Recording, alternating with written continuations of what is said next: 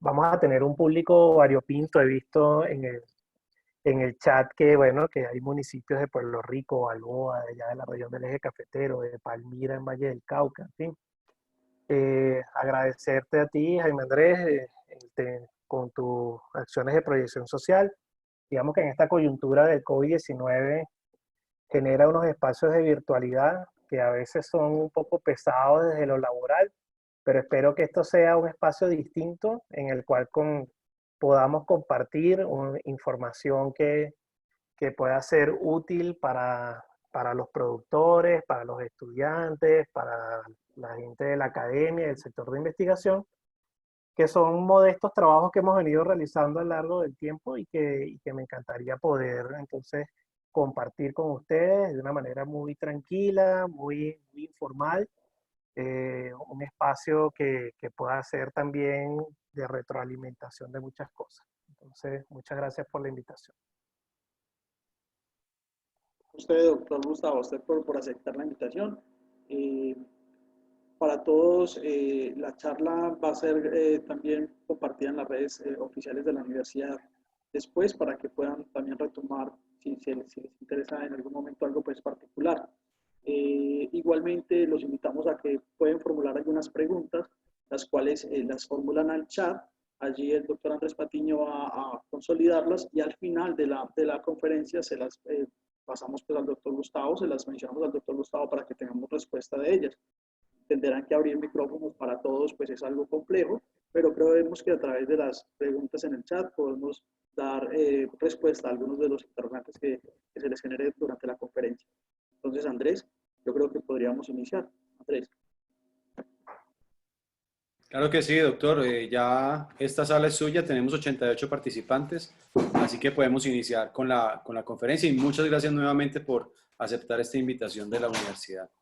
A usted, complacido soy yo de poder tener este espacio. ¿Me avisan si por favor están viendo pantalla? Sí, señor.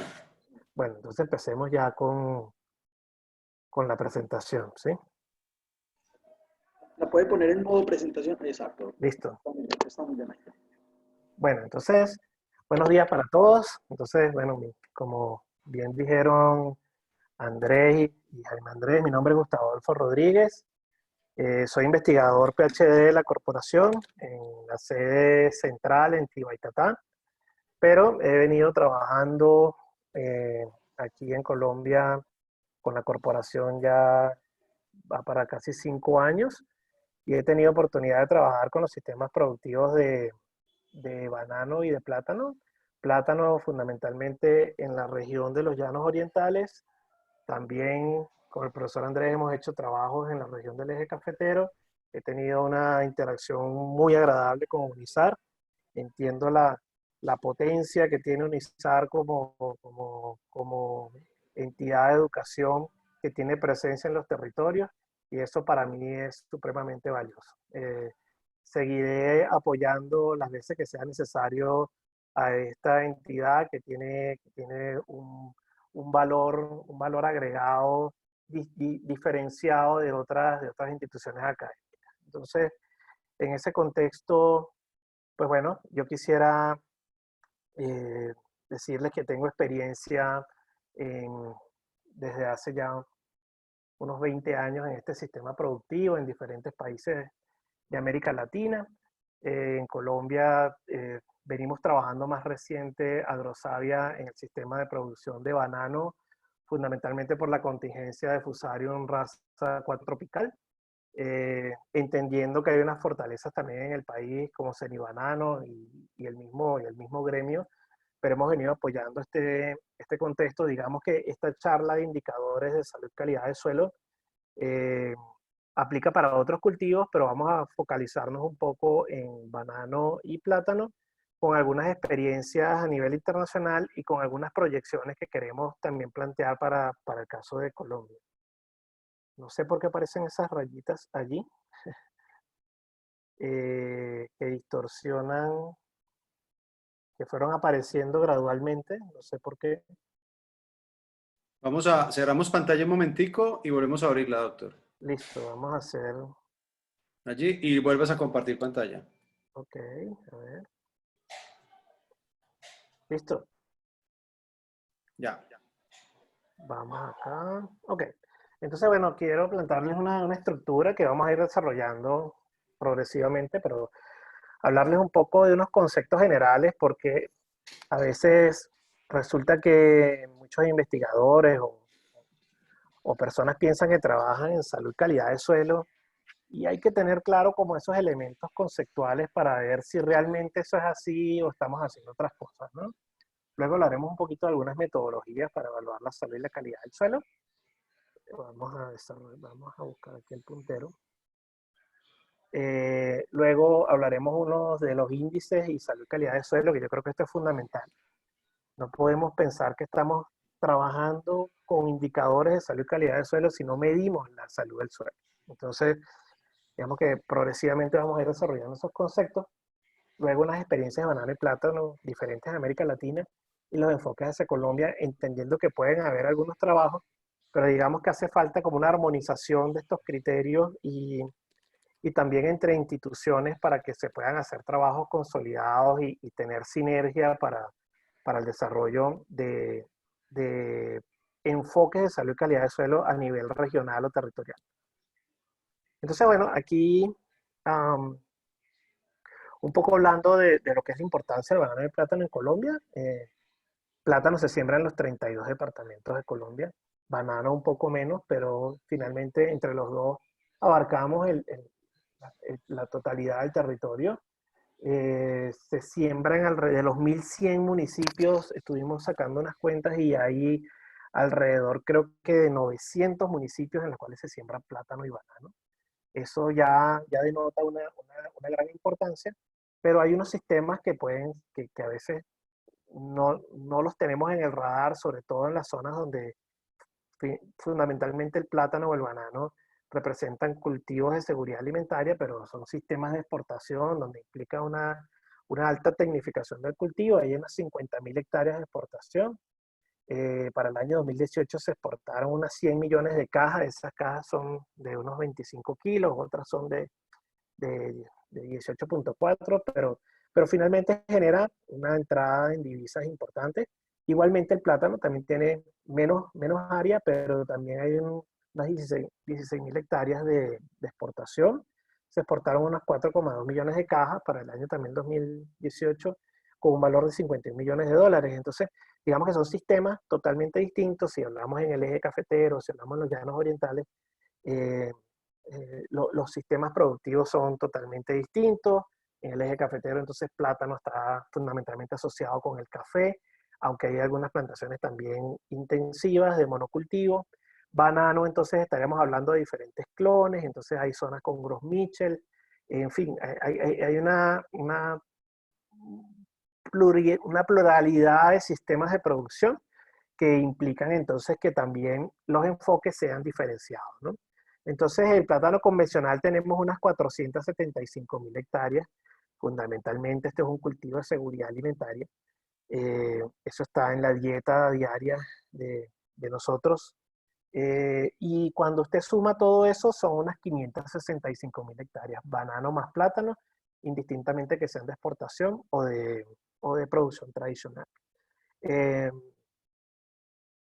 Tenemos sistemas de producción como esto. Esta es una foto desde el avión en la zona de Urabá. Entonces, este mar que ustedes ven aquí es un mar, pero un mar de banano. Entonces, obviamente, estas plantaciones son muy grandes, son plantaciones tecnificadas, orientadas hacia el sistema de exportación. Y eso hace que el manejo y la tecnología que adoptan este tipo de sistemas de producción son diferenciadas a otros sistemas de banano, en donde quizás entonces la orientación del mercado sea distinta, ¿no? También tenemos esto, entonces esto es el eje cafetero, unas visitas que pudimos hacer con Unizar. Entonces, esto es café y por aquí estas franjas que ustedes ven, eso es plátano. La franja que ven por acá, eso es plátano. Esto es plátano acá también. Y entonces, digamos que los arreglos espaciales son distintos. En los llanos orientales vemos esto. En los llanos orientales entonces vemos sistemas de alta densidad. En un sistema, en este caso, de 4 metros entre calles y 1 metro entre plantas. Y fundamentalmente entonces cuando uno ve las estadísticas en el Meta o en Arauca, los rendimientos son más altos y es fundamentalmente por este tipo de sistemas de producción intensivos en alta densidad, que también hace que el manejo del suelo y las condiciones de salud y calidad del suelo sean diferenciados de acuerdo al territorio, de acuerdo al tipo de suelo, de acuerdo al manejo que le estemos dando entonces al sistema productivo. Entonces yo traía como algunos elementos de reflexión antes que entremos en forma, en la temática técnica, y es que a veces, muchas veces miramos hacia arriba, ¿no? Entonces, usted ve un fitopatólogo y él está pendiente de la cigatoca, ¿no? Y está viendo hacia arriba. O a veces nosotros nos quedamos entonces viendo algunas cosas o algunas deficiencias, en este caso azufre, y yo creo que también hay que ver un poco más hacia abajo, ¿no? Entonces, eh, cuando empezamos a ver cosas en el suelo o en esa interacción del suelo con la planta, empezamos a ver y a descubrir nuevas cosas que finalmente están afectando a la parte aérea. Hay gente que se concentra solo en el suelo. Entonces, de allí no salen y allí hacen el análisis del suelo, determinan las propiedades físicas o químicas fundamentalmente. Eso es una debilidad en América Latina, que es que la parte biológica es muy descuidada.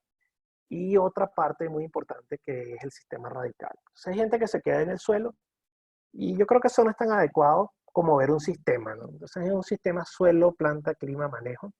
Uno empieza a escudriñar un poco más los factores que puedan estar condicionando, bien sea el rendimiento o bien sea factores de patógenos que puedan estar afectando el cultivo y que son del suelo. Entonces, empezamos a ver cosas como estas en la medida que profundizamos un poco en el sistema radical. Y eso es lo que muchos autores han llamado la mitad oculta, ¿no? O sea, o la parte oculta. Eso viene siendo entonces que aquí, por exceso de humedad, raíces mueren y fíjense que la planta inmediatamente busca mecanismos de defensa y genera nuevas raíces secundarias, o que tengamos patógenos a nivel del cormo, o que también nuestro sistema radical, que finalmente son estas raíces secundarias y terciarias, son las que absorben agua y nutrientes, se dañan por exceso de humedad, o problemas con patógenos que puedan ser también del suelo, que son los nemátodos. Entonces, esa parte oculta es donde yo quiero hacer énfasis un poco en esta charla, teniendo en cuenta que forma parte de los indicadores de salud y calidad del suelo. Entonces, que no todo el tiempo puede ser el suelo, ni las propiedades físicas y químicas, que son altamente estudiadas y conocidas, pero las propiedades biológicas son las que determinan finalmente en gran parte, la expresión de la condición del rendimiento o de la calidad de fruta en estos cultivos. Entonces, empecemos con algunos conceptos, algunas definiciones de manera muy sencilla. Entonces, como la charla es de indicadores de salud y calidad del suelo, entonces definamos indicador, ¿no? Entonces, un indicador finalmente es un dato, una información que sirve para conocer o valorar características de la intensidad de un fenómeno o para evitar o para determinar su evolución futura. Y eso es, ¿sí? Un indicador. Ahora, un indicador de salud del suelo es un poco más, digamos, vamos a darle un poco más de profundidad. Entonces, se conciben como una herramienta de medición que debe ofrecer información sobre las propiedades, ¿sí? Sobre procesos y sobre características. Y allí entonces nosotros tenemos que, que eso puede ser una condición ya más completa del indicador. O sea, que define una propiedad que es una condición, que define un proceso que es una serie de fases que se van dando en el tiempo, o que define una característica que es una definición de un momento, de una condición puntual, ¿no? Entonces, se miden para dar seguimiento y los indicadores de salud y calidad del suelo, esa es la idea, poderlos tener y poderlos seguir en el tiempo para que de alguna manera nosotros podamos ver la evolución de nuestra intervención con prácticas en el suelo. Entonces entremos en algunas cosas, algunas preguntas, son preguntas retóricas además, son preguntas no para contestárnoslas técnicamente, sino para ver un poco internamente qué es lo que estamos haciendo. Entonces hay gente que trabaja en suelo definitivamente, sí, muchos profesionales trabajan en suelo, entonces evalúan propiedades del suelo, y eso será realmente trabajar con indicadores de salud y calidad del suelo. Lo dejo como pregunta, pero yo creería que no. Entonces, existen variables, otra pregunta pudiera ser, ¿existen variables fijas como indicadores de la calidad del suelo? Pues no, tampoco. Hay variables que son sensibles y hay variables que cambian notablemente de acuerdo al tipo de sistema de producción, de acuerdo al tipo de suelo, de acuerdo a la región en la cual estemos trabajando. Entonces no hay variables fijas, no hay elementos, no hay nada escrito en piedra en cuanto a lo que es la evaluación de la salud y la calidad del suelo. Entonces, mi última reflexión, y creo que la más importante como para que nos llevemos hoy un mensaje, es se cuantifica la calidad del suelo para decir que se evaluaron los indicadores. Usted va a la densidad aparente y eso por sí solo no es un indicador de salud y calidad del suelo. Usted lo tiene que relacionar con algo. Relacionar entonces en primer lugar con el cultivo y ver cómo ese factor está afectando de alguna manera alguna variable de desarrollo del cultivo o alguna variable productiva de ese cultivo. Finalmente, si usted no tiene claro cuál es la calidad y la salud del suelo en términos global, usted no puede determinar, pensar que está haciendo indicadores que contribuyan a esa calidad del suelo. Entonces, ¿cómo cuantificar la calidad del suelo? Es el tema que yo quiero desarrollar entonces a lo largo de esta presentación. Teniendo ese concepto de que ya yo sé cuál es mi salud y mi calidad del suelo, yo tendré unos indicadores que suman a esa calidad del suelo o tendré variables edáficas que restan a esa calidad del suelo. Entonces, de esa manera, nosotros podemos entonces tener una visión mucho más enfocada en las estrategias de manejo que puedan contribuir a mejorar esa salud y esa calidad del suelo, que a su vez tendrá impacto sobre el cultivo que estemos hablando. En este caso, el día de hoy, banano y plátano. Entonces, conceptos nada más generales, ahí los dejo nada más como para que demos una pequeña lectura, pero calidad del suelo es la capacidad del suelo para funcionar dentro de los límites de un ecosistema natural o manejado y que tiene que ver con la productividad de las plantas y los animales y que mantenga o mejora la calidad del aire y del agua y de sostener el hábitat. Un concepto muy global, muy integral. Hay muchos conceptos de salud y calidad del suelo, les traje uno solo por hacer mención.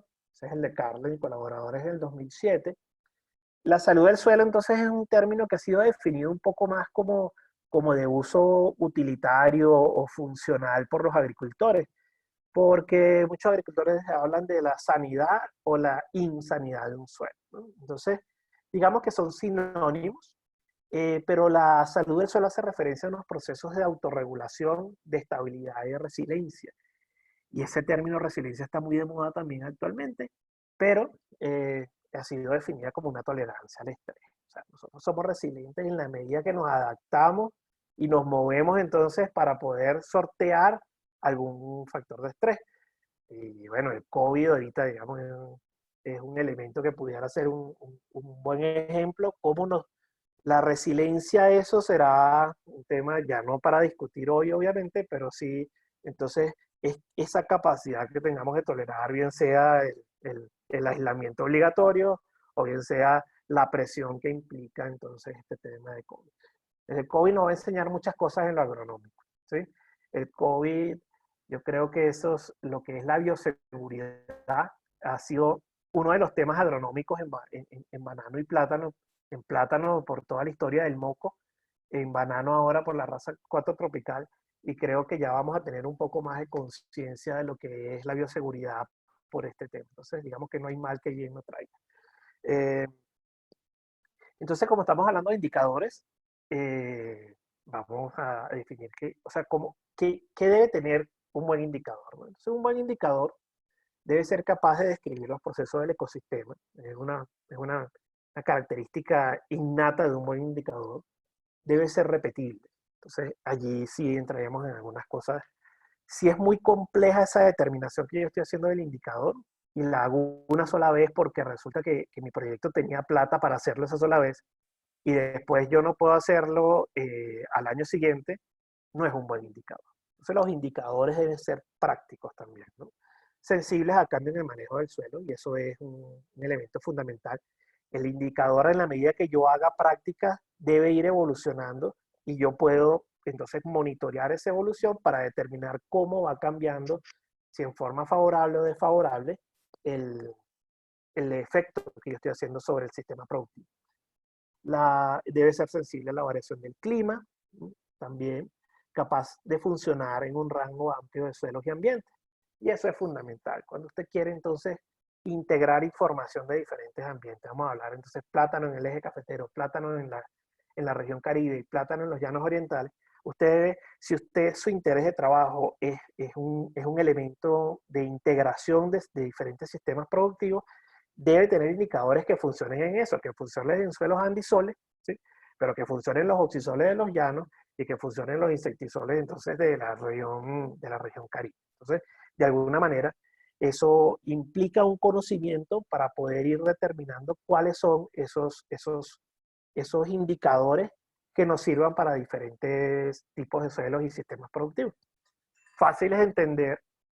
Entonces, en esto es muy importante la academia, porque entonces, digamos que nosotros como sector de investigación y la academia genera ese conocimiento, pero la transferencia, el proceso de transferencia y de vinculación de esa información con el sector productivo, no podemos hacer indicadores que finalmente cueste mucho entenderlos y podérselos explicar al agricultor, que finalmente el agricultor es quien toma esa información, adopta y genera el impacto en el sistema productivo. Accesible a muchos usuarios y aplicable a condiciones de campo, obviamente, que no requiera de tantas cosas que alguien lo pueda después hacer de manera, digamos, funcional en su sistema productivo. Entonces yo he tenido una secuencia como una secuencia de mi lógica, la mía. Esto no tiene ninguna fuente, digamos que es para poder compartir y organizar las ideas. Entonces usted tiene una serie de variables de suelo, ¿sí?, que quiere evaluar. Eso lo clasifica en unas propiedades físicas, químicas y biológicas, ¿sí? Eso hasta aquí no está diciendo nada. Esto no está diciendo nada en la salud del suelo. Cuando usted entiende los procesos en el suelo, ya puede ir pensando en un indicador. Doy un ejemplo. Propiedades físicas. Entonces, la densidad aparente por sí sola, ¿qué le dice usted? Bueno, le dice algunas cosas, pero con la densidad aparente y la resistencia a la penetración, usted puede hablar de un proceso en el suelo que es compactación, ¿sí? Con la conductividad hidráulica saturada y la infiltración del suelo, usted puede hablar de un proceso en el suelo que es el drenaje interno. Entonces, digamos que hay un conjunto de variables que se van integrando y forman parte de un proceso. Ese proceso es el que yo quiero, de alguna manera, poder intervenir, cuantificando entonces los indicadores de salud y calidad del suelo, y que finalmente lleguemos a unos valores específicos y ya vayamos trabajando en las estrategias de manejo. Unos valores específicos de salud y calidad del suelo entendida globalmente como es, con factores edáficos de propiedades físicas, químicas y biológicas, con factores del cultivo, que son algunos indicadores biométricos de la planta. En este caso les voy a sugerir algunos que funcionan muy bien, y aspectos del sistema radical. Cuando tenemos eso y le integramos manejo, estamos pensando en salud y calidad del suelo, ¿sí? Entonces, en lo metodológico, esto no está escrito en piedra, esto es lo que hemos hecho en diferentes países, esto ha sido probado, digamos, en Costa Rica, en Panamá, República Dominicana, en Venezuela. Esto empezó también otro proyecto aparte de Fontagro que hicimos nosotros, se hizo en Australia. En fin, entonces yo les voy a compartir lo que hemos hecho y lo que estamos haciendo ahora en Colombia un poco, y con eso pensemos cómo podemos adaptarlo. O sea, no hay que ser tan estrictos y tan rígidos en esto. Entonces, normalmente, esto es para fincas grandes, ya le voy a hacer la adaptación a fincas pequeñas, pero esto es para una finca grande. Un sistema de exportación, que una unidad de exportación son 300 hectáreas, normalmente como mínimo. Entonces, una finca de 300 hectáreas no es igual que un pequeño productor en el eje cafetero en los llanos orientales, ¿no? Entonces, vayamos planteando el enfoque hacia esto. O sea, fincas grandes. Las fincas grandes normalmente tienen lotes de alta producción y tienen los lotes de baja producción. Así se haga el mismo tipo de manejo. El manejo se hace normalmente igual a toda la finca, pero entonces hay un elemento diferenciador, el rendimiento. ¿Qué pasa entonces cuando hay lotes que producen más que otros? ¿Y cuál es la razón de eso? Entonces, la razón de eso muchas veces está en el suelo. Entonces, en esos lotes de alta producción, normalmente también no es homogénea la alta producción, ¿sí? Sino que hay lotes dentro de esas áreas que producen bien, que a su vez producen menos. Entonces nosotros hicimos una diferenciación entonces entre en los lotes de alta producción, el lote bueno es como el mejor de la clase, ¿sí? Y el lote bueno malo es dentro de ese lote de alta producción unos que producen menos. Y queríamos saber por qué estos lotes producen menos que este. Y finalmente hay áreas que son de baja producción. Son áreas en donde a pesar que se le hace el mismo manejo que esto, producen menos. Y entonces, igualmente, hay heterogeneidad allí en los lotes y pueden haber, digamos que lo peor del lote, donde es lo que tiene más dificultad para expresar el buen desarrollo del cultivo, y otros que son mejorcitos aquí. Entonces tenemos 4 lotes, el bueno, el bueno, malo, el malo bueno y el malo, malo, por darle cualquier nombre, puede ser bueno, pobre, en fin, como ustedes quieran.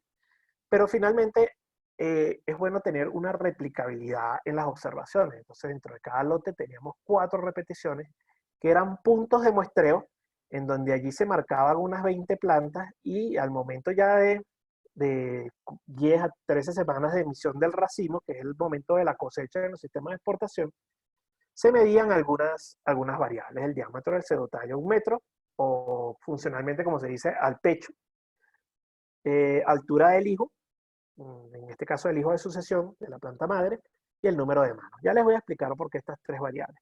Y esto es lo que llaman, estas variables tienen que ver mucho con la productividad, y estas 3 variables es lo que llaman en alguna literatura la frondosidad de la planta. Entonces, digamos, estamos viendo la frondosidad de la planta sin ver el suelo. Es que no hemos visto el suelo. Y ese es el problema cuando viene un suelólogo y entra entonces directo al suelo, ¿sí?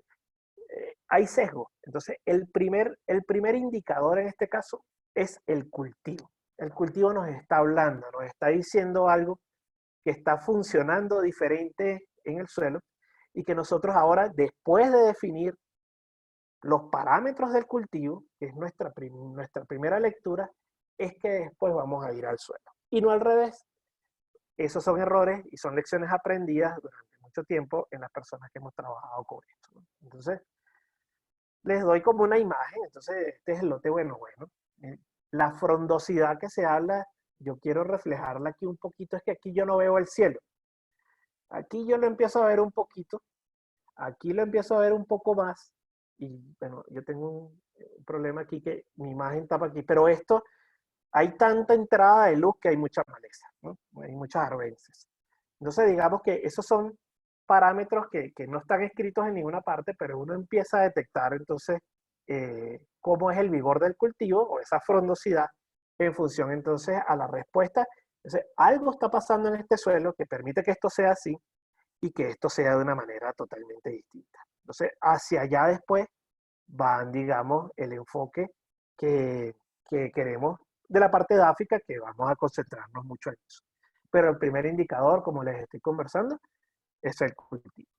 Entonces, el grosor del tallo 1 metro, la altura del hijo de sucesión que está por aquí atrás, el número de manos son esas variables, y obviamente que esa frondosidad o esa expresión del cultivo viene dado también por la densidad que estemos trabajando.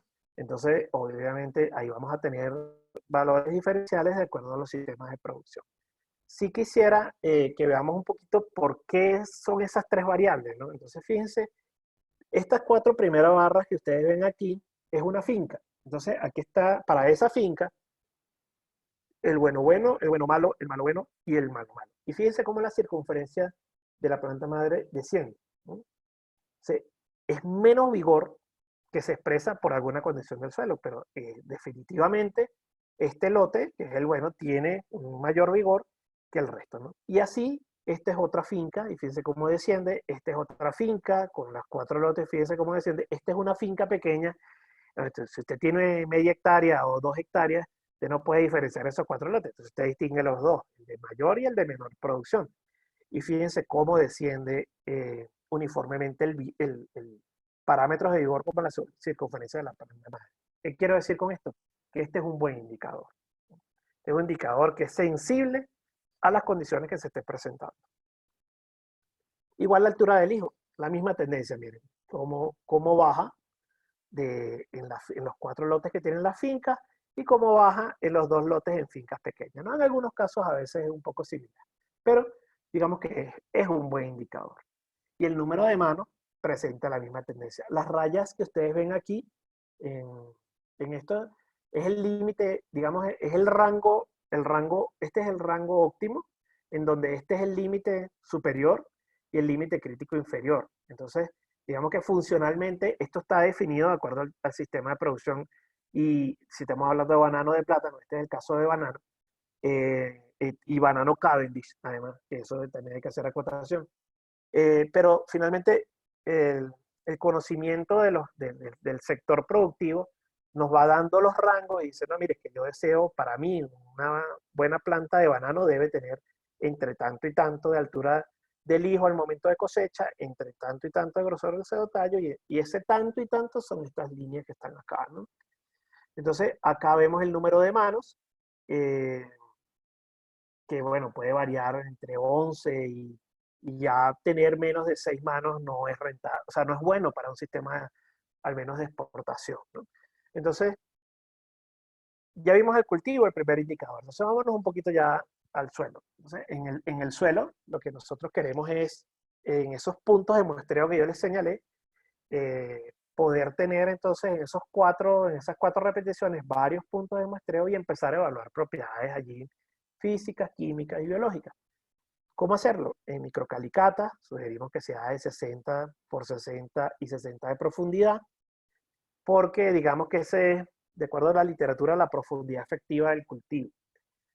Salvo muy contadas excepciones de suelos con algunas propiedades muy favorables, el sistema radical de banano de plátano pasa a los 60 centímetros. Normalmente se queda en los primeros 30, como un 60 hasta 80% del sistema radical, se queda en los primeros 30 centímetros del suelo. En diferentes trabajos eso ha sido soportado y hemos trabajado y hemos hecho publicaciones al respecto. Y finalmente hay que tener atención a esas primeras capas del suelo, que son donde vamos a poder hacer algún grado de intervención. Y finalmente, hacemos una descripción y una clasificación del suelo. Con barreno vamos haciendo entonces muestreos para ver entonces cómo, si hay alguna limitante en el perfil del suelo. A veces entonces la expresión de la salud y la calidad del suelo viene por limitantes que no están en las primeras capas, sino en las capas subyacentes.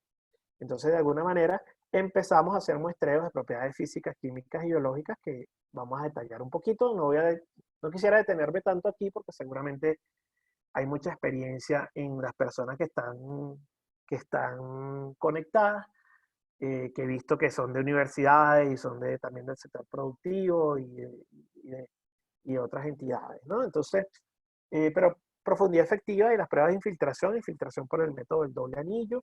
En estas calicatas se hace una descripción morfológica del perfil y se hace muestreos con muestras no disturbadas, con toma muestra tipo Uland, no sé si los conocen, pero son unos cilindros de suelo, unos cilindros de 5 centímetros de suelo, en donde en ese cilindro usted mide densidad aparente, mide también la porosidad, mide la conductividad hidráulica saturada, incluso puede medir módulo de ruptura, que son propiedades o de dinámicas del movimiento del agua o propiedades estructurales del suelo, ¿sí? Como la densidad aparente, o propiedades como el módulo de ruptura que mide la cohesión del suelo en seco. Entonces, digamos que eso se hace en laboratorio, tiene entonces, para poder medir esa calidad física del suelo, hay que tener entonces algunos implementos para poder desarrollar esa actividad. Finalmente, también se toman muestreos de toma de muestras disturbadas, que esas ya no van en un cilindro, sino que usted lo agarra con una pala que usted tenga, y allí van las muestras de fertilidad. Esto se hizo por un método del laboratorio de Melis 3, que había que ajustarlo. Esto se hizo en varios países y todos los países lo hicieron por esta metodología. Es otra recomendación, si usted quiere hacer en diferentes regiones trabajo y lo manda a distintos laboratorios, entonces los laboratorios pueden tener metodologías de análisis distintas y eso hace que los valores no puedan ser en algunos casos comparables. Entonces digamos que es una sugerencia. Para biología de suelo es una debilidad que siempre tenemos en nuestros países de América Latina. Aquí hay fortalezas, hay que decirlo. pero son muy contadas, ¿no? Entonces, digamos que las propiedades biológicas son las menos estudiadas y son las, para mi modesta opinión, son las más importantes. Entonces, las propiedades físicas varían poco en el tiempo. Las propiedades químicas tienen un intermedio de variación en el tiempo, dependiendo de lo que nosotros hagamos en términos de aportes de materia orgánica o en términos de aportes de fertilizantes, de nutrientes. Pero definitivamente las biológicas son muy sensibles y son las que hablan mucho más de lo que está pasando en el suelo. Entonces hay unas propiedades biológicas que son muy del conteo de la cantidad de microorganismos. A veces dicen poco. Cuando usted mide la población de hongos, bacterias y actinomycetas, eso quizás no diga tanto como otras propiedades biológicas del suelo que son más funcionales y que les voy a describir aquí, que son más sensibles y que no son fotografías, sino que son procesos, cuando usted las evalúa, implica un proceso de cambio.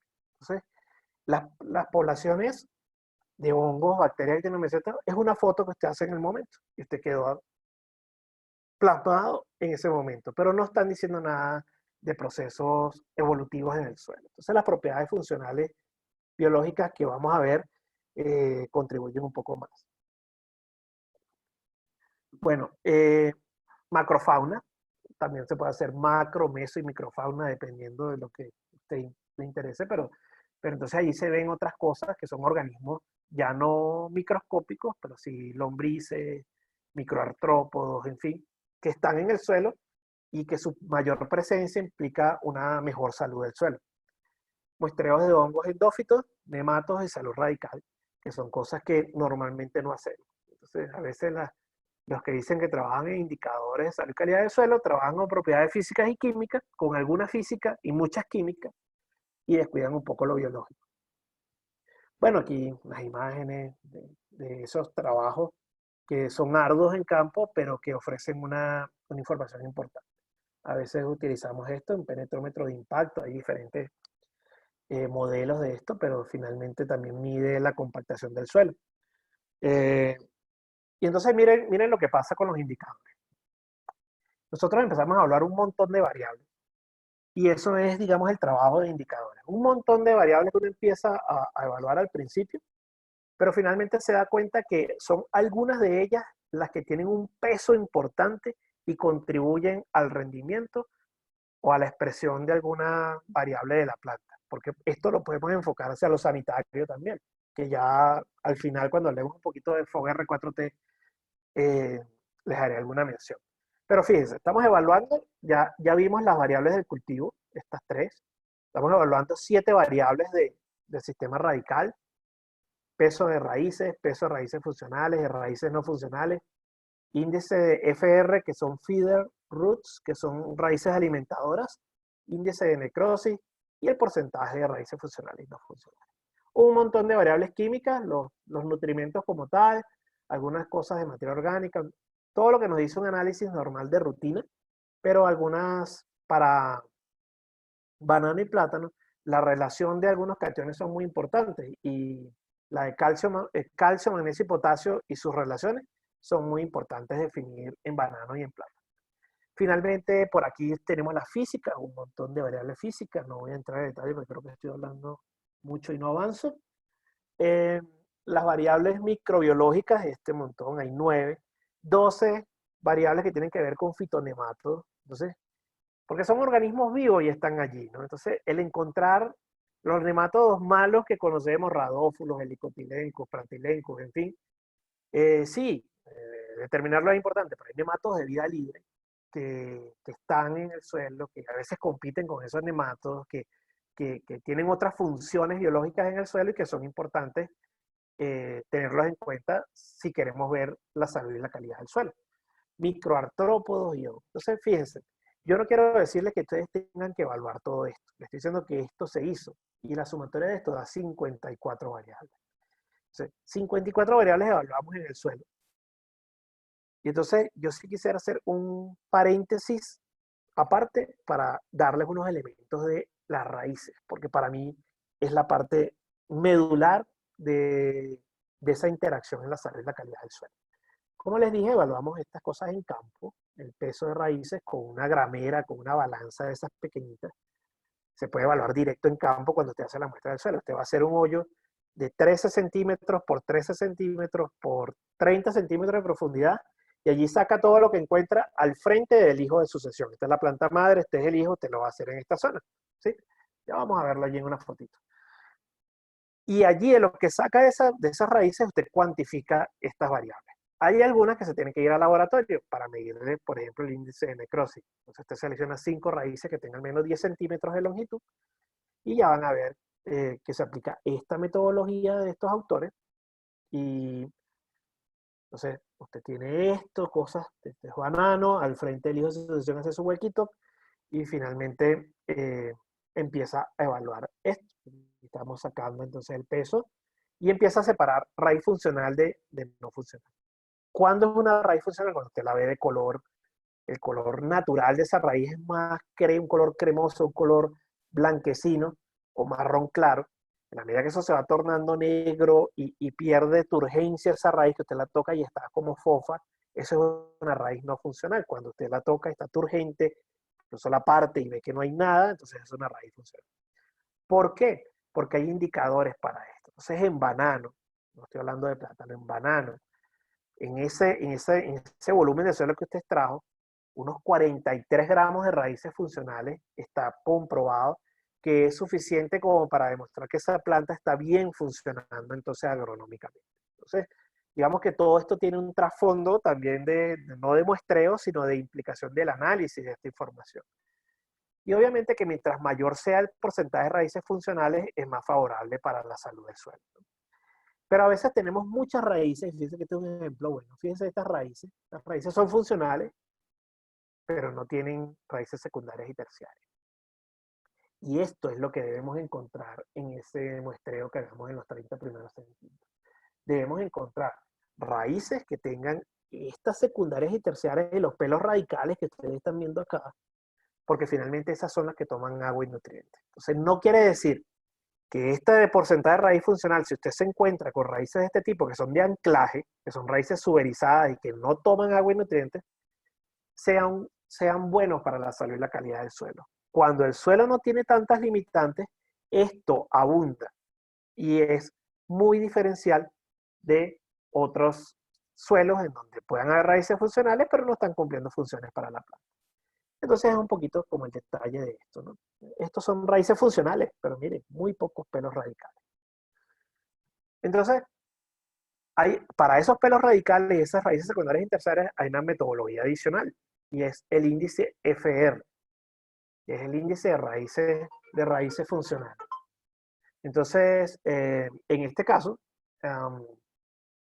hay una escala propuesta por estos investigadores en donde usted puede ver y puede cuantificar un poco cómo está su salud radical.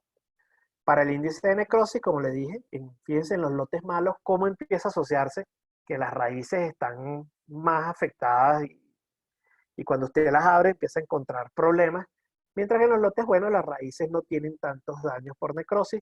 Esto se evalúa, digamos, con esas 5 raíces representan un 20% y uno trata de dividirlo como en algunas partes y empieza a ver si aquí estuviera la raíz, dónde hay necrosis y usted va contabilizando el porcentaje de necrosis. Es lo que uno hace de manera práctica. Entonces, bueno, aquí no hay necrosis, aquí hay un poquito, entonces esta está toda necrosada, esto está... Y así uno va cuantificando, ¿no? Entonces, bueno, de esas 54 variables, entonces, ¿qué nos sirve para hacer, para un indicador? No puede ser las 54 indicadores de salud y calidad del suelo. Tienen que ser algunas que sean más importantes y que contribuyan más a la expresión del rendimiento. Y eso es lo que hacemos entonces. No voy a detenerme acá en lo estadístico, pero esto tiene un componente primero, matemático para poder desarrollar un índice y estadístico para poder determinar indicadores. Pero entonces se hace un análisis de componentes principales que busca agrupar variables que tengan coincidencias o similitudes en sus dimensiones. Se hace un tema de clasificación automática, un análisis factorial discriminante, unas regresiones lineales múltiples y análisis de correspondencia. Para los que están estudiando entonces agroecosistemas frutícolas, definitivamente el diseño experimental y la estadística es lo que contribuye a poder tener unos elementos cuantitativos de la salud y la calidad del suelo para los indicadores y posteriormente para el índice. Entonces, esto va muy enfocado como hacia esos estudiantes que hoy día son míos. Entonces, les digo que hay que tener unos elementos importantes estadísticos para poder desarrollar estas actividades bien. Y bueno, eso es lo que hace el componente principal. Fíjense cómo me agrupa los lotes. Entonces, aquí están los buenos malos, con con unos buenos medios que están por aquí mezcladitos, y eso es natural, porque allá hay una similitud a veces entre los lotes, pero fíjense que por aquí me está generando. Y esos grupos yo los empiezo a analizar ya con sus variables. Y esto se ve una locura, y posiblemente lo sea, pero aquí están entonces las variables y los lotes a su vez, cómo empiezan a entender qué es lo que está pasando en cada uno de esos lotes. Y eso nos va haciendo una idea de poder entonces discriminar, y fíjense cómo aquí sí separa muy bien los grupos. Entonces, estos son los buenos, que tienen algunas características que los separa del otro. Estos son aquí los malos buenos, estos son los malos malos, estos son los buenos malos. Entonces, digamos que la potencia de estas pruebas ya nos indica que lo que estamos haciendo en campo, que lo vimos nada más con el cultivo, realmente nos separa los lotes. Al tener certeza que nos separa los lotes, vamos al suelo entonces a ver qué está pasando. O sea, esa es la lógica de este tipo de trabajo multifactorial. Y entonces finalmente, de ese montón de 54 variables, hay algunas que tienen más peso sobre el rendimiento. Y son estas las que vamos a empezar a analizar. ¿Analizar por qué? Porque pueden haber dos variables que te estén midiendo prácticamente lo mismo. Por ejemplo, puede haber salido la resistencia a la penetración y la densidad aparente. O sea, ahí tomamos la decisión. ¿Qué es más fácil hacer? Densidad aparente. Porque densidad aparente la puedo hacer con el Uland, pero la puedo hacer por el método del hoyo. Yo abro un hoyito, saco el suelo, ese suelo lo peso, pongo un plástico y le agrego agua, y ese es el volumen de suelo. Entonces la densidad aparente finalmente es masa sobre volumen, y allí yo tengo en campo, y además mucho más certera que la evaluación que yo haga en un laboratorio, la densidad aparente. Entonces, yo puedo decidir cuáles variables dejo en función de que sean repetibles y de que sean fáciles de hacer también. Entonces, finalmente de esas 54, yo me quedo con unas que me da un parte de confianza y un buen porcentaje de explicación de cómo se está comportando la planta. ¿Qué porcentaje? Bueno, eso ahí hay muchas discusiones, pero finalmente yo le sugeriría que sea entre un 50 y un 60%. ¿Sí? Ya ahí uno se queda tranquilo, y estas variables son las que yo voy a empezar a ver, a monitorear en el tiempo y a diseñar estrategias en función de cada una de ellas. Entonces yo puedo tener variables químicas, tengo variables físicas y tengo variables biológicas. Y esto es lo que quiero decirles, que usted no lo hace una vez y eso se lo aplica al resto de los suelos o al resto de las regiones. Usted lo hace para unos suelos, incluso a nivel de finca se puede hacer este estudio. Y fíjense que como en un suelo XA, que fue, no les voy a indicar, esto era un molisol, cómo estas variables biológicas son mayores a las físicas y a las químicas. Y es la reflexión que yo quiero hacer. Esto lo hicimos en muchos países, como se lo estoy contando, y en todo fue un denominador común, que era mayor las variables biológicas. Debemos prestar mayor atención a este tipo de variables. O sea, aquí estamos hablando de variables algunas funcionales, la respiración microbiana. Bueno, trampas con hidróxido de sodio en el suelo que miden eso. La biomasa de la materia orgánica, biomasa microbiana, el peso radical, nematos de vida libre totales, nematos de vida libre bacteriófagos, y ojo con esto también, tricoderma. Tricoderma que está nativo en el suelo, además, ¿no? Entonces, pero usted tiene un suelo B y eso le cambia. Entonces ya no son las mismas. Aquí entró el potasio, aquí entró la infiltración, y aquí empiezan otras variables biológicas, pero vean que siempre son mayor al resto, ¿no? Entonces, eso es una reflexión que quisiera hacer. Solo para indicar un par de variables, una química y una física. Entonces, uno empieza a ver, a analizarla, si realmente discrimina en función entonces a los efectos que uno espera. Entonces, vean cómo es un poco estas variables químicas varían mucho, ¿no? Obviamente, pero aquí sí se ve un efecto de reducción, ¿sí? En las fincas también se ve cierto efecto. Y a veces las variables físicas, entonces, por ejemplo, esto que sea mayor es peor, ¿no? O sea, mayor resistencia a la penetración es que ese suelo está más compacto.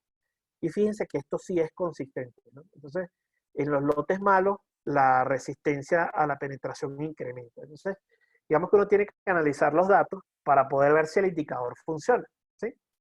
Y es lo que hacemos entonces de ese análisis discriminante estadístico a nosotros tener un pool de variables que puede ser 12, 15, finalmente quedarnos con unas 7, 8 variables, que son las que vamos a después modelar para el sistema de salud y calidad del suelo total. Entonces, ¿cómo calculamos el índice de salud y calidad del suelo? O sea, sin esto, usted está trabajando en suelo. Y puede estar trabajando con variables que posiblemente intervengan en la salud del suelo. Pero si usted no cuantifica esto, usted no tiene forma de cómo mejorar el sistema de producción con los resultados. Entonces, esto es un software que está libre de Bioversity International, lo que anteriormente era el IPGRI, que era el Instituto de Recursos Fitogenéticos. Ya les voy a dar la referencia, pero eso está en Bioversity y usted ingresa con guía diagnóstico de salud y calidad del suelo y la descarga, y eso tiene un software gratuito. Entonces, usted le coloca las variables entonces que determinó en su, de ese pool de grandes variables, las que usted hizo, las coloca, y el software que hace, empieza a darle peso a cada una de ellas, ¿sí? Y suma en un índice de 0 a 1, donde 1 es una salud y calidad del suelo, digamos, óptima, y mientras más cercano a 0, estamos más lejos, esa variable está más lejos de ser óptima para la salud y la calidad del suelo. Entonces, fíjense cómo un lote de esos buenos que hablábamos en el anterior tiene un valor de 0.84. Está bastante bien. Y tiene un lote malo, tiene un valor de 0.560. Entonces, digamos que esto lo probamos y funciona para estos sistemas de productividad. Y además, funcionaría para otros cultivos. Quiero dejarlo claro. Aquí podemos hacer análisis entonces de las variables, ¿sí? Entonces, bueno, aquí algo está pasando en el lote malo. Finalmente, aquí uno puede ver las diferencias en esta forma, digamos, de gráfico de barras, pero también la salida da unos gráficos muy interesantes, muy bonitos del análisis. Si la salud y calidad del suelo fuera perfecta, todo esto estuviera lleno, todo esto estuviera azulito aquí, completo. Igualmente acá, pero como hay algunas restricciones, esto se corresponde con esto, entonces aquí empezamos a ver, no, es que mire, aquí el índice de necrosis y no hay nematodos buenos, y con el pH podemos hacer algo, y debemos fertilizar con magnesio y potasio. Fíjense que este gráfico ya uno le orienta estrategias de manejo, sin entrar en muchos análisis estadísticos ni nada, pero es cuestión de lógica aquí, ¿no? Aquí la resistencia a la penetración, está pasando algo aquí, porque infiltra menos el agua y aquí entonces, digamos, la resistencia a la penetración es un poco mayor. Entonces, allí uno va haciendo entonces sus inferencias para poder entonces determinar con este valor de salud y calidad del suelo qué estrategia de manejo usar. Y lo vemos para diferentes fincas, entonces cada finca es un mundo, cada finca es una situación particular, y fíjense cómo entonces aquí tenemos mucho margen de estrategia y de maniobra para mejorar la salud del suelo. Aquí nos concentraríamos en otras cosas. Esta otra finca es otro tipo de suelo con un orden distinto. Qué pena, un poquito de agua. Y aquí vemos entonces cómo este diagrama de telaraña es muy ilustrativo de lo que podemos, de lo que encontramos y de lo que podamos hacer. Yo quisiera ver la hora porque... Uy, ya vamos cerrando. Entonces, Doctor Gustavo, tranquilo que no tenemos un limitante de tiempo. Bueno, qué chévere, qué chévere. Bueno, sí, esperemos que sigan conectados las personas hasta que termine la charla. ¿Qué hicimos entonces? Eso lo hicimos en un montón de suelos, en un montón de países, y empezamos entonces a ver qué era la estrategia para cada sitio. Pero entonces lo que sí es importante como mensaje es que ya vimos mucho el suelo. Entonces hagamos la correlación un poquito con el cultivo. O sea, lo que está pasando nutricionalmente en el suelo lo expresa la planta y no hay forma que no sea, salvo síntomas visuales de deficiencia, que eso depende del expertise de cada quien, pero la forma de usted ver esos nutrimentos, si se movilizan hacia la parte aérea de la planta, es con un tejido foliar. O sea, el protocolo internacional para banano y plátano de tejido foliar indica que son 3 tejidos lo que se deben hacer, pero yo sí voy a hacer una aclaración. O sea, eso es para investigación, digamos, dura, ¿sí? Pero para nivel funcional de un agricultor, el tejido que va a usar es el del semilimbo, el de la hoja, el tejido foliar, ¿sí? Este que está aquí, ¿sí? ¿De dónde? De ese tercio medio de la planta, de la hoja, perdón, de ese tercio medio de la hoja, toma una sección de unos 10 centímetros de ancho y de 30 centímetros de largo en varias hojas, y eso lo lleva al laboratorio, y el laboratorio le dice después cómo está de nutrientes, de todos los nutrientes, el contenido en la planta. Ese balance con suelo-planta es lo que nos hace ver la estrategia de manejo. Muchas veces encontramos problemas en el suelo, que en el suelo, o encontramos que el suelo está bien, ¿sí? En contenido, por ejemplo, que tiene alto fósforo, pero quizás ese fósforo está retenido en el suelo y no lo absorbe la planta. Y después nos damos cuenta cuando vemos en la planta que sí tiene déficit de fósforo. Entonces, por poner un ejemplo aleatorio. Entonces, ¿cuáles son los 3 tejidos? El pecíolo en la hoja 7, esta parte que no ha empezado la lámina foliar. En la hoja 3, el semilimbo, o sea, la parte de la hoja del tejido foliar. Y en esa misma hoja, fíjense que aquí ya agarramos el tejido de la hoja, la nervadura central. Nervadura se va en una bolsita, pecíolo se va en otra y lámina foliar se va en la otra. Y allí entonces hacemos los análisis de tejido. ¿Por qué el pecíolo en la hoja 7? Eso es un trabajo de Martin y Preble por allá en los años 70, que hicieron un trabajo fabuloso, porque hay algunos nutrimentos que son aquí mejor cuantificados que en estos tejidos. O sea, fundamentalmente, nutricionalmente es por eso, ¿sí? O sea, todos los microelementos aquí miden muy bien nitrógeno, calcio, magnesio y fósforo, pero aquí en nervadura mide con más precisión otros nutrimentos. Entonces, no voy a entrar en esos detalles y reitero el mensaje, usted lo puede hacer perfectamente, su análisis foliar. Cuando quiera hacerlo para ver cómo está la planta, lo hace con el tejido de la lámina foliar, no hay problema. Entonces vimos entonces con los contenidos qué hacía falta fertilizar, qué no hacía falta fertilizar. Y diseñamos unas estrategias de manejo conjuntamente con el agricultor. Y allí va mi otro mensaje.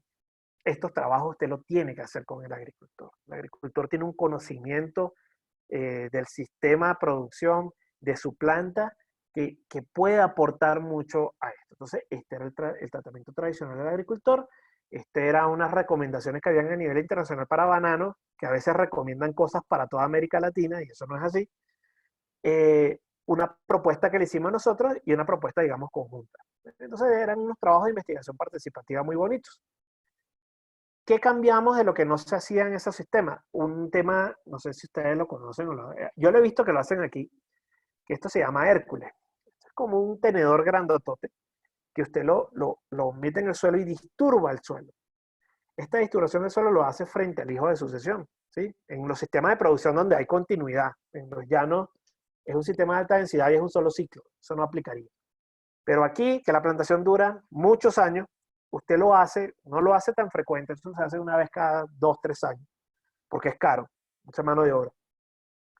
Pero usted hace la disturbación del suelo al frente del hijo de sucesión, en esta área están las raíces absorbentes. Aquí usted tiene puras raíces de anclaje. Las raíces que toman nutrientes están entre 1 metro después de la proyección de la copa del árbol, ¿no? De la planta en este caso. Entonces, usted disturba esto y finalmente después aplica su fertilizante y lo tapa. Digamos que la variante para este caso era un problema de que no había potasio y no había magnesio disponible. Hicimos esta variante para hacerlo un poco más disponible. Ya vamos a ver si tuvimos resultados. Entonces, mire, el número de manos por racimo en el ciclo siguiente, en el ciclo del hijo de sucesión, fíjense cómo empieza entonces los mayores valores del número de manos del largo del racimo y del peso del racimo. Entonces digamos que la estrategia funciona. ¿Y funciona por qué? Porque nos dimos cuenta que había un indicador de salud y calidad del suelo que estaba deficiente y lo mejoramos. Entonces digamos que hacia allá va el mensaje de la charla, ¿no?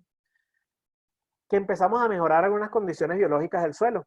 Entonces esas variables biológicas del suelo empezaron a haber mayor respiración microbiana, en estos tratamientos mayor carbono, nematos de vida libre también un poco, el peso de raíces, eso es fundamental. Entonces mejoró el peso de raíces, mejoraron indicadores biológicos como los nematos de vida libre y también un tema de tricoderma. Entonces, digamos que mejorar la estructura del suelo también puede mejorar otras cosas adicionales en lo biológico y en lo químico.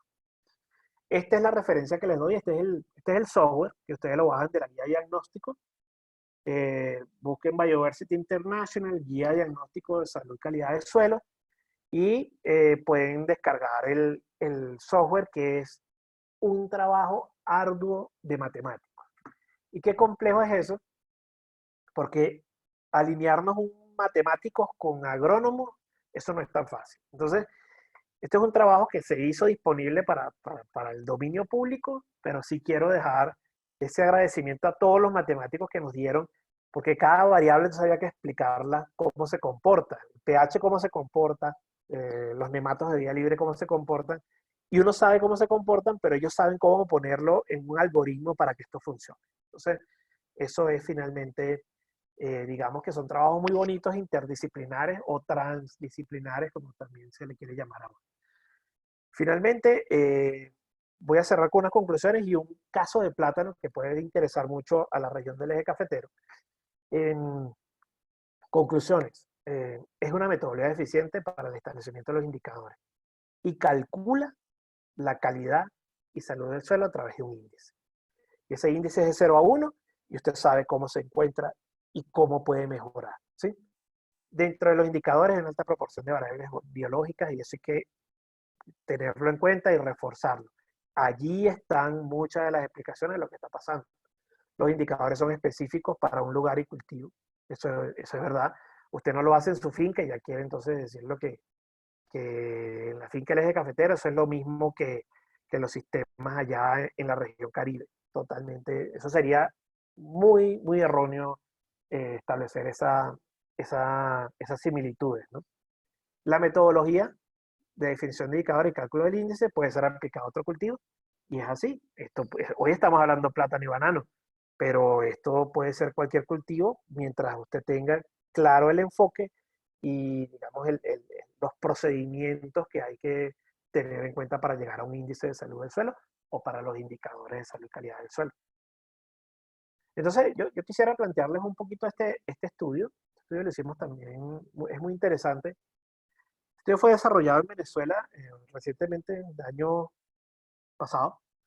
Y fíjense que agarramos este modelo de la guía de diagnóstico, que tiene, digamos, muy claro los elementos que le mostré, pero le hicimos una modificación. Entonces, fíjense, empezamos a ver, bueno, es que aquí la cosa es más compleja, esos suelos eran un tema un poquito distintos. Y allí, ¿qué hicimos? Bueno, vamos a tratar de hacer subíndices.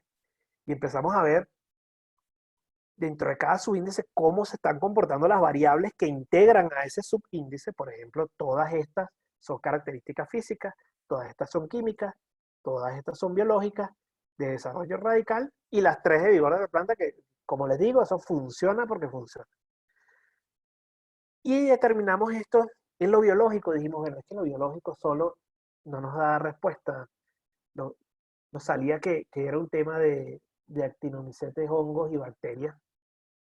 Y sí, pero entonces hay otras funcionales. Entonces, ¿por qué no las separamos? Entonces, si seguimos biológico, este biológico habla de las cantidades de microorganismos y este habla de las relaciones funcionales y de actividades de esos microorganismos en el suelo.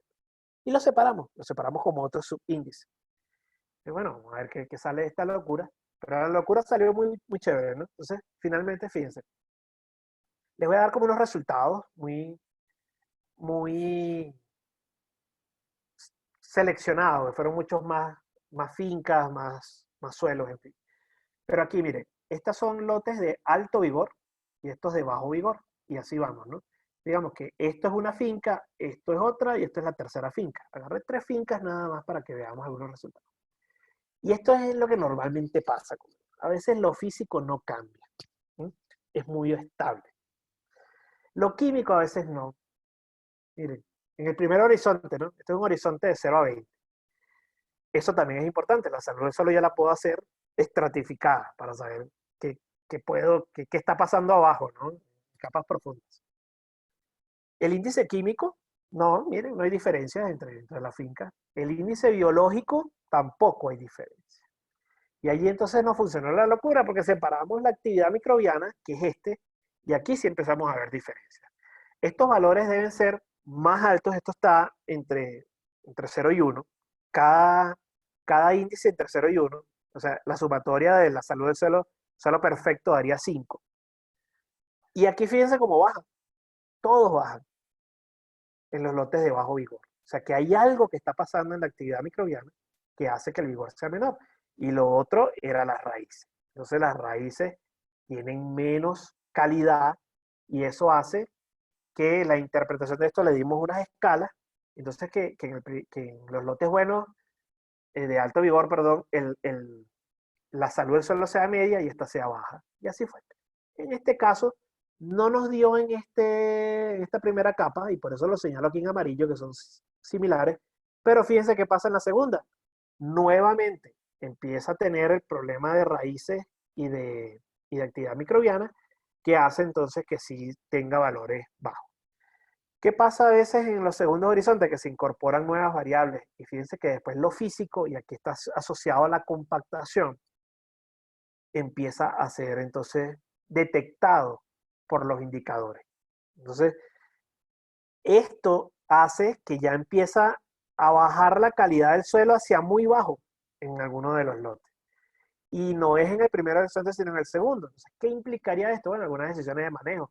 Hacer un arado de cincel para romper esa capa compacta, en fin.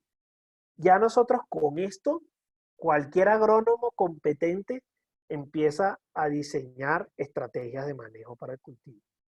Entonces, digamos que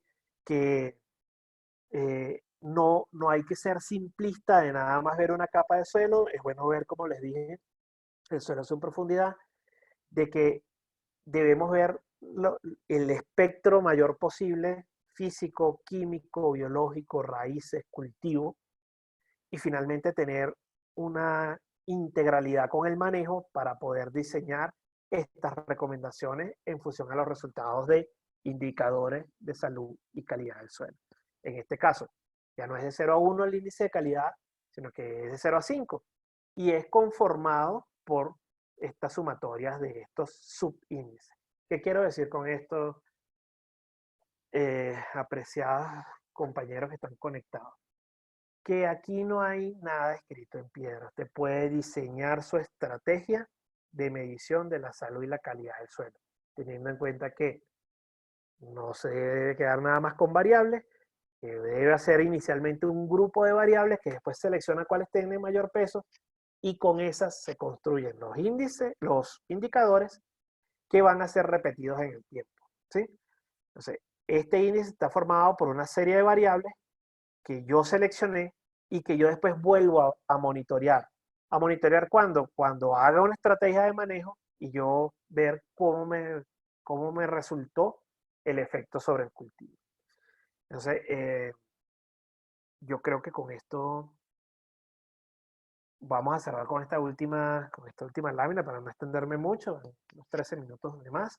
Espero que todos estén conectados todavía. Ya vamos a entrar en hora de almuerzo.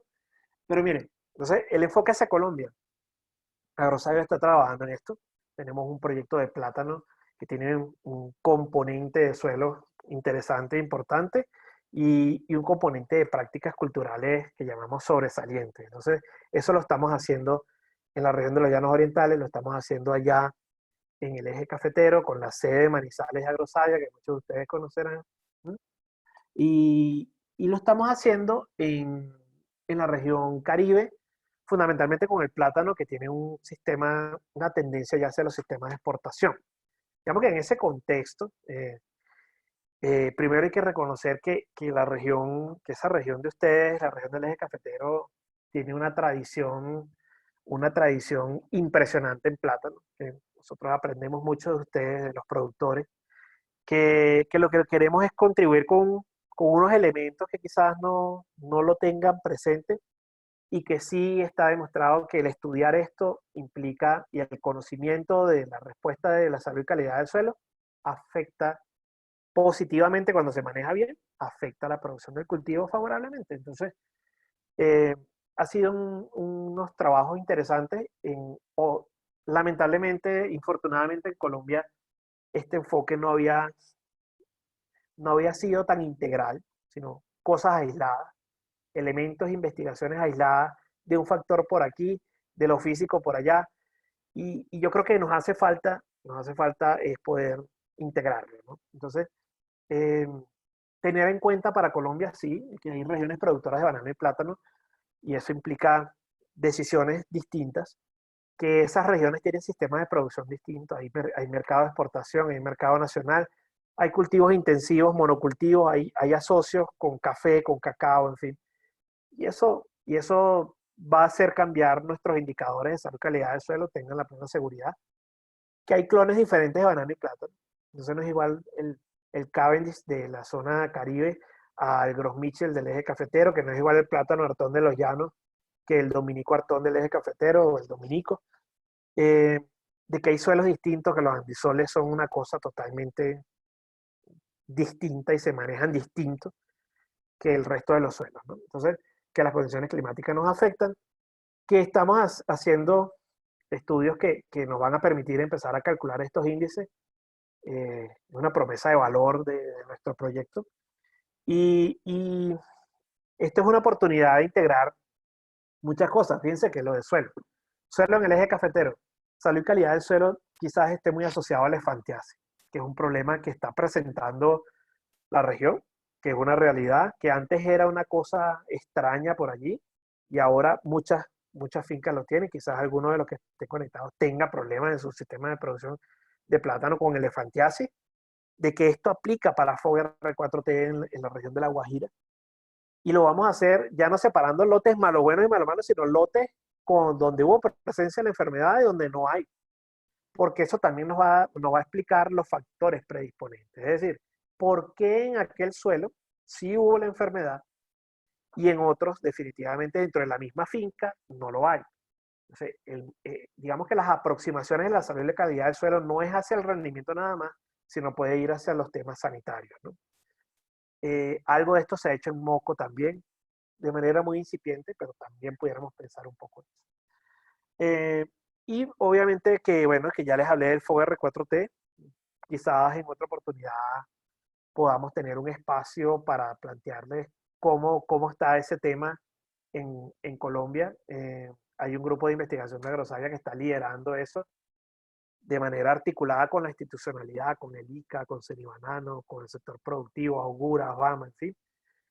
Y estamos atendiendo este problema que obviamente quisiera dejar el mensaje que todavía no sabemos si está afectando a plátano. Obviamente la región que me escucha tendrá esa preocupación. No lo sabemos, pero lo vamos a hacer, lo vamos a evaluar. Y no me quiero extender mucho en FOGR 4T porque me apasiona, pero sí estamos haciendo cosas y la alternativa de traer materiales con posibilidades de buen comportamiento agronómico, de tolerancia, de resistencia frente al patógeno, las estrategias de manejo de suelos supresivos, que en este caso la estoy liderando yo, el tema del mejoramiento genético, en fin, hay una serie de estrategias que vamos que estamos validando y que son interesantes para aportarle a Colombia y a la región, porque lo que hagamos aquí con FOGR 4T en Colombia servirá para el resto de los países que aún no lo tienen. Entonces yo me despido. De verdad, muchas gracias por su atención. No sé si hay un ciclo de preguntas o algo por el estilo. Yo sé que me excedí un poco, pero bueno, son temas bonitos que son apasionantes y que, bueno, compartir con ustedes es un placer. Muchas gracias. Doctor Gustavo, a usted muchísimas gracias. Creo que una presentación fabulosa, pero además quiero rescatar la posibilidad de que parte de lo que ustedes hacen, de lo que Agrosavia hace, pueda llegar a los productores, pueda llegar a los técnicos de secretarías y biomatas que están conectados. Y rescato mucho poder acceder a esa plataforma, a esa herramienta que nos mencionaba anteriormente de análisis, que seguramente pues, muchos no conocíamos y que no habíamos tenido la oportunidad de saber de que estaba abierta y disponible. Entonces, de nuevo agradecer inmensamente por su conferencia, por la aceptación con UNISAR, pero sobre todo por poner a disposición de los productores y de los técnicos y de los estudiantes, pues todo lo que han venido trabajando. Hay una serie de preguntas, doctor Gustavo, que el docente Y bueno, ya las tiene pues clasificadas, seleccionadas, de las que nos hicieron por el chat. Entonces damos respuesta a ellas a través de la intervención de Andrés. Doctor, de nuevo, muchísimas gracias. no, gracias a ti, Jaime Andrés, muy amable. Doctor Gustavo, muchas gracias por esa excelente presentación. Espero que haya sido de mucha utilidad para los estudiantes, los técnicos y las diferentes personas que se conectaron desde muchas partes del país. Hay una pregunta que nos dice, la frondosidad la están tomando sobre el cultivo establecido, pero si no tenemos un cultivo establecido, ¿cómo determinamos la calidad de un suelo que me indique que ahí se puede establecer un cultivo de banano o un cultivo de plátano? Excelente pregunta, muy bien. Bueno, sí se puede, sí se puede. Lo ideal es que se correlacione lo edáfico con la planta, ¿sí? Eso como premisa. Pero bueno, compramos una finca y entonces, bueno, ahí no hay nada sembrado. ¿Cómo sé yo la salud y la calidad del suelo? Yo creo que esa es la pregunta, ¿no? Perfectamente usted lo puede hacer con los indicadores que estamos hablando, de la parte física, química, biológica. Eh, faltaría faltaría un valor agregado importante que es el cultivo, pero indudablemente se puede hacer una línea base de salud y calidad del suelo. ¿Qué es línea base?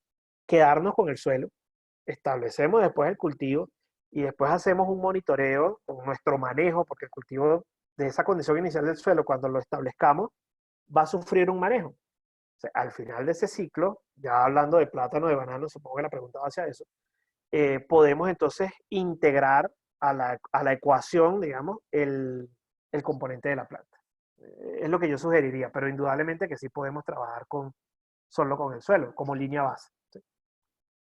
Ok, doctor. Otra pregunta dice, ¿el tejido para análisis foliar debe ser tomado en el semilimbo de la hoja 3 en una planta parida o en una planta antes de que Perfecto. emita bellota? A mí se me pasó recién parida. Ok. Cuando emite la bellota, que no tenga más de 2 brácteas abiertas. Si ya tiene varias abiertas, o sea, porque ya el racimo se está formando, ¿sí? Ya hay algunas manos que están visibles, el análisis de tejido miente. ¿Miente por qué? Porque los nutrientes se están yendo hacia la fruta. Entonces, no es una deficiencia del tejido, sino que se movilizaron hacia la fruta. Entonces, el momento es cuando esté recién parida la planta. Ese es el criterio. Gracias, doctor. Otra pregunta tenemos, nos dicen, la herramienta Hércules le ocasiona daños a las raíces absorbentes. ¿Qué especificaciones tiene esta herramienta? Ok, el Hércules, dependiendo del suelo, y bueno, si lo hago yo o lo hace un tipo de 1,90 y 110 kilos, varía la fuerza, ¿no? Pero lo que sucede es que sí hay un leve daño, pero no es significativo porque el Hércules profundiza, digamos, quizás unos 10 centímetros, ¿no? Se hace a 1 metro o 1,20 m del hijo de sucesión en forma de semicírculo, se rotura suavemente en varios puntos y después lo que se pasa es una especie de rastrillo para poder uniformizar un poco esos bloques grandes que van quedando. La respuesta es inmediata de la planta, del hijo de sucesión. Eso es impresionante porque empieza a penetrar más agua, más oxígeno para las raíces y como se aprovecha y se fertiliza, las raíces lo están tomando directamente. Entonces digamos que ese es más o menos el enfoque metodológico de hacer esa práctica. Es caro porque requiere mano de obra. Cuando digo de caro, es un sistema de plantación grande. Quizás una finca pequeña, obviamente, con mano de obra familiar, pueda ser más económico, ¿no? Bueno, doctor, otra pregunta. Dicen, ¿cuáles son las características edáficas ideales para banano? Yo quisiera saberla, ¿no? Pero no, no. Ideal. Bueno, lo ideal, vamos a plantearlo. Ideal. Un suelo con propiedades dentro de lo físico, un suelo que tenga una densidad aparente normal, o sea, menos de 1.2 megagramos sobre metros cúbicos, por encima de 1.2, problemas para infiltración del agua, problemas de penetración de raíz. Entonces, digamos que entre 0.9 y 1.2 es lo ideal, ¿sí?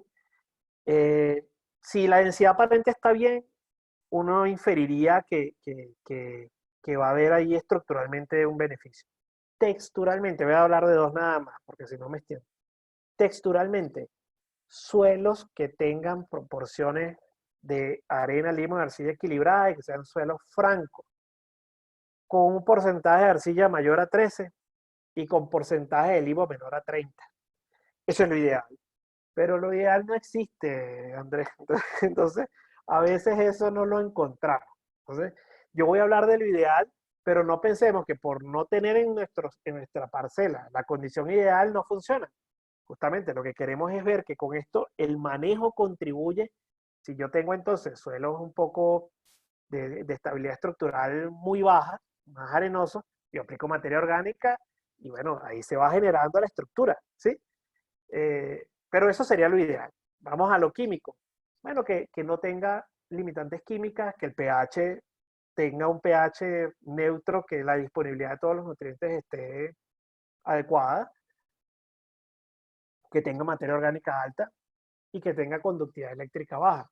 Yo con eso me conformo, porque los nutrimentos uno los maneja con la fertilización.